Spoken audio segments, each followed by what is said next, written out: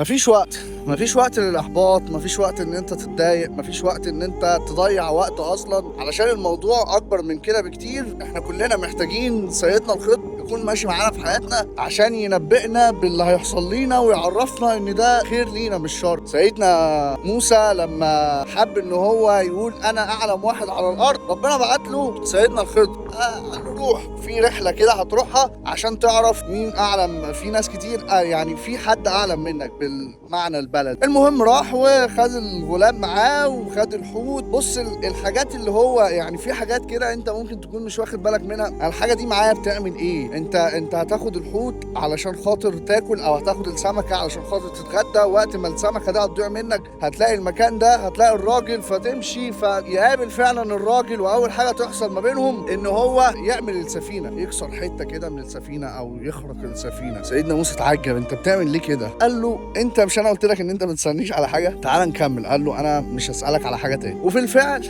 بدأ ان هم يكملوا لما لقى غلام فقتله. اقتلت نفسا زكيه بغير نفس لقد جئت.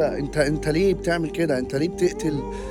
ليه قتلت الغلام؟ ألم أقل لك إنك لن تستطيع معي صبرا؟ مش أنا قلت لك إن أنت مش تصبر؟ قال له لو سألتك عن شيء بعدها فلا تصاحب. خلاص بقى، يعني ده آخر حاجة بيني وبينك لو أنا سألتك على حاجة تانية. مشيوا لقى السور فشال السور وخرج الكنز من تحت السور. سيدنا موسى اتعجب، إيه اللي أنت عملت خير وعملت شر إيه الموضوع؟ إيه القصة؟ قال له بس هذا فراق بيني وبينك، بس كده إحنا كده الموضوع بينا انتهى. تعالى بقى انبئك بما لم تستطع عليه صبرا. فبالفعل بدأ بقى يعرف السفينة.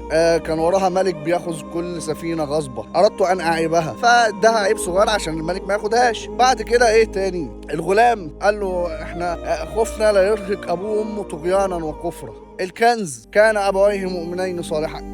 انت فاهم حاجة؟ انت فاهم هو عمل ايه؟ وصل له ايه؟ يا باشا ما تتعبش نفسك، دي انت ماشي من الطريق ده النهاردة علشان خاطر لو مشيت من الطريق التاني ممكن يكون في حاجة هتحصل لك. فخلي بالك علشان انت دايما مش هتعرف الحاجة المناسبة ليك. ربنا سبحانه وتعالى بيسخر لك كل حاجة،